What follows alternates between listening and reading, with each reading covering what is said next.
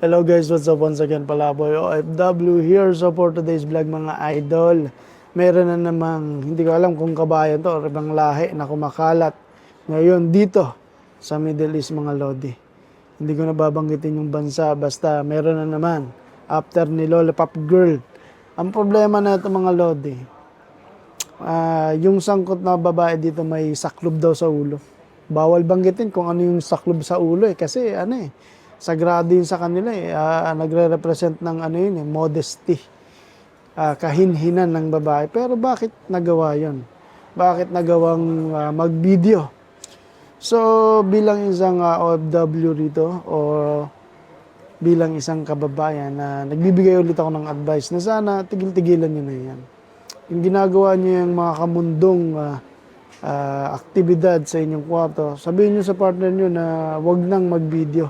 Kasi delikado alanganin. Bawal yun dito ginagawa niya pa, di ba?